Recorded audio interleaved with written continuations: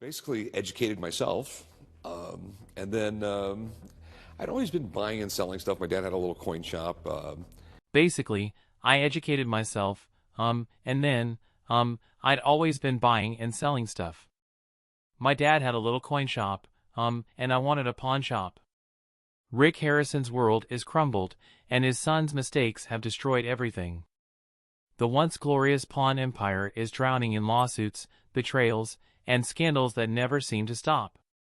Family feuds have turned into courtroom battles, trusted experts have been exposed as frauds, and even the shop itself is barely staying afloat. Tune in because the final blow is coming, and it's worse than anyone could have imagined. Built to last or doomed to fail. The Gold and Silver Pawn Shop in Las Vegas started as a simple business run by Richard "Old Man" Harrison. He was tough, he knew his stuff, and he kept things running. When he passed away in 2018, everything changed. Rick, the son who turned the family shop into a hit television show, had to handle business without his father's wisdom. Turns out, he was not as great at keeping the family together as he was at flipping rare collectibles. And just when it seemed like the shop could weather any storm, a betrayal from within threatened to tear everything apart. Pawn Stars exploded in popularity when it aired on History Channel in 2009. The whole concept was genius. Customers brought in cool, weird, and sometimes priceless items, and the Harrisons decided whether they were worth buying. Fortunately, none of the Playboys were worth any money. Most of them were in really bad condition, and there wasn't a prize in the bunch. Alright, Peaches, we'll take care of you. Thanks for coming in. Thanks. Fans loved the mix of business, history, and fun. Plus, there was the ongoing family banter and Chun-Li, the shop's goofy employee, who became a fan favorite. But behind the scenes, things were not so lighthearted. First came the legal drama with Rick's own mother, Joanne Harrison. The family feud exploded when she accused Rick of tricking her out of her stake in the business. She claimed that after waking up from a coma in the early 2000s, Rick made her sign over her 51% share of the pawn shop, something she later regretted. When Richard Harrison passed, Joanne was supposed to inherit his 49% share, but Rick was not handing over the paperwork. Allegedly, she could not even get a proper accounting of over $500,000 worth of cash and silver. It got so bad that Joanne sued her own son, demanding her fair cut and a restraining order to stop him from selling off assets. Rick fired back, saying his mother was being manipulated by outside influences. Lawsuits, back-and-forth accusations, this was not just family drama. This was war. And just when things could not get worse, the business itself started sinking. Thanks to the COVID-19 pandemic, the pawn shop's profits plummeted. The place that used to bring in over $1 million a year barely made $37,000 in 2020. But even that financial hit was nothing compared to the personal disasters of those involved in the show. Let's talk about Chun-Li. For years, he played the comic relief, the not-so-smart guy who somehow managed to keep his job. But off-screen, it was a different story. In 2012, he was caught on camera in a street fight. Then, in 2016, police raided his house as part of a sexual assault investigation. What they found? Methamphetamine, marijuana, unregistered guns, and a lot of trouble. The sexual assault charges did not stick, but the drugs and illegal weapons did. For $330,000, plus an additional $30,000 worth, Chun-Li had to take a plea deal to stay out of prison. After that, he kept a low profile, but his reputation was forever tainted. Rick's son, Corey "Big Hoss" Harrison, also had his share of wild behavior. During a motorcycle trip, he got into trouble at a bar, urinated in public, and threw a stool, earning himself a swift exit. If that was not enough, he later got into a lawsuit over a rented recreational vehicle. He allegedly wrecked it and refused to pay for the damages. The owner claimed Corey's assistant made excuses and delayed returning the vehicle. By the time it was sent back, it was trashed inside and out, littered with bottles and other junk. The owner estimated the damages at $30,000. Corey, of course, denied responsibility. The scandals did not stop with the main cast. The show relied on so-called experts to evaluate rare items, but even they had their fair share of controversy. One of the toy experts, Johnny Jimenez Jr., got arrested for domestic violence. An autograph authenticator, John Resnikoff, got caught misidentifying a signature, proving that even the so-called experts were not foolproof. But the biggest blow came from Drew Max, a sports memorabilia expert who was exposed for authenticating fake items.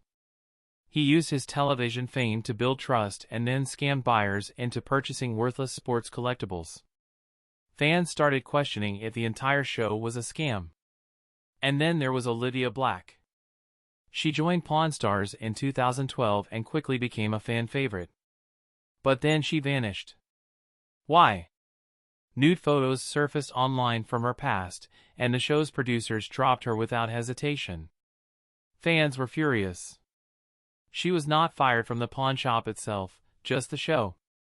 She later pursued a modeling and adult entertainment career, proving that she was not going to let the show define her. Things got even worse when the pawn shop was accused of melting down a stolen antique coin collection. A man claimed his niece had stolen his $50,000 collection and sold it to Gold and Silver Pawn. But when he tried to recover the coins, they were gone. The shop claimed they could not identify the coins and had likely melted them down, leaving the man with nothing. Even Rick's business ventures outside the pawn shop failed. He tried launching Pawn Plaza, a retail center with shops and restaurants, expecting it to be a hit because of the show's fame. It flopped. Shop owners accused Rick of failing to promote the place, and many businesses shut down. Lawsuits followed, and Pawn Plaza became another failed experiment. Over the years, Pawn Stars lost its authenticity. Fans started noticing how scripted everything felt. The spontaneous fun was gone. Instead of real customers walking in with interesting items, the show started staging everything. Arguments between the cast felt fake, and the whole thing turned into a family soap opera. By the time the 21st season aired, the magic was gone. Ratings fell, the scandals piled up, and what was once a fresh, fun take on pawnshop culture became another reality show drowning in controversy. But just when it seemed like the shop had seen it all, an unexpected find would challenge everything they thought they knew about rare collectibles. Chun-Li was just out handling some boring shop errands when something stopped him in his tracks. There it was, standing tall in a driveway like a gleaming prize, the Spacelander. Chun-Li had a bit of bike knowledge, and this was a real gem. He had only ever seen one in pictures, maybe in a museum once, but never up close. It was just too good to pass up. So, he pulled over to check it out. The guy who owned it was an old-school bike enthusiast. He had owned it since the early 1960s when he got it for Christmas. Not surprising, considering there were barely any of these bikes left in the world. Designed by an ex-Tucker automobile engineer, only around 80 were ever made. Most ended up in basements or got scrapped when no big bike companies wanted to mass-produce them. That made this one insanely rare. After some classic back-and-forth negotiation, Chun-Li landed the deal at $8,700. It was a steal for something this rare. But the real test was back at the shop. Rick wasn't thrilled until he saw the bike. This was a pristine Spacelander, untouched for decades, all original paint and parts. A true collector's dream. Rick needed numbers. These bikes went anywhere from $12,000 to $20,000. Once he saw the potential, he did something unexpected. He gave Chun-Li his first ever bonus, $11,000. And what did Chun-Li do with that extra cash? Gold teeth. Because why not? People just were not ready for it. The owner had kept this bike in pristine condition for over 50 years. It had never been repainted, never been modified, never been left outside to rust. It was the kind of piece museums would fight over, and yet it had been sitting in a garage all this time, waiting for the right person to come along and appreciate it for what it was worth. The son knew this was a high-stakes buy. He was gambling nearly $99,000 on something that might take time to sell, but he also knew that for the right collector, this was a once-in-a-lifetime opportunity. People paid big money for vintage bicycles, especially ones with such a limited production. There were only a few left in the world, and each one that popped up on the market disappeared quickly. Rick was not the kind of guy to throw money around without a plan. If he was willing to reward Chumley with a bonus, that meant he truly believed in the deal. He had seen plenty of questionable purchases over the years, but this was different. This was something special, something rare, something that could turn a serious profit. Some purchases make history. Others make headlines. And then there are the ones that make everyone question your judgment when hydraulics take over common sense. When it comes to regrettable decisions, Chumley never disappoints. This time, it revolved around an ancient Buick Regal that, for some baffling reason, he had to have. The car rolled into the store looking like it had been teleported straight from the 1980s, sporting a flashy paint job that screamed midlife crisis in bold neon colors. The seller strolled in with a plan to offload this relic, citing a growing collection of vehicles as his reason for parting with it. He was hoping to pocket at least $2,500, though he was mentally prepared to settle for $2,000. The truth, however, was evident to anyone who understood cars. Throwing extravagant cash into a vintage vehicle does not miraculously inflate its worth. The truth was, this thing was a shiny scrap heap with expensive wheels. The owner made a compelling sales pitch, branding it as the pinnacle of American luxury. He boasted about gutting the interior, swapping out the seats, the steering wheel, and the sound system. The exterior had been decorated with traditional lowrider patterns, and he had installed new rims. The original V6 engine had been ripped out and replaced with a V8. It was, in his words, a masterpiece of customization. However, anyone with a grain of common sense knew that just because money had been spent on modifications, it did not mean the car was now a gold mine. The resale value of a Buick Regal from that era was still depressingly low, no matter how much effort had been put into sprucing it up. Then came the moment everyone dreaded. The shop's biggest impulse buyer locked eyes on the car, and the damage was already done. He was mesmerized. Instead of playing it cool, as any skilled negotiator should, he immediately gushed over the vehicle. The seller had to be grinning inside, the overexcited buyer was already hooked, and the price was about to reflect that. It was time to talk figures. The seller had dumped at least $10,000 into this vehicle, but deep down, he knew he would never recover that. He confidently threw out his price of $2,500, hoping for a miracle.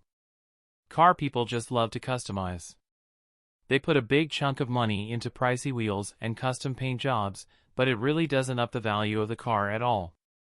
The counteroffer was far from flattering, $1,000. That was when the haggling truly began.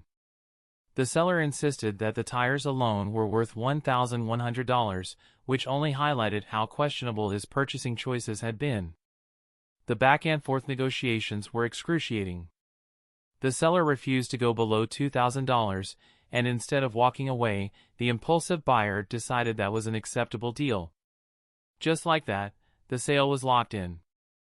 The pawnshop's most unpredictable spender had just acquired a decades-old vehicle that he had no business owning.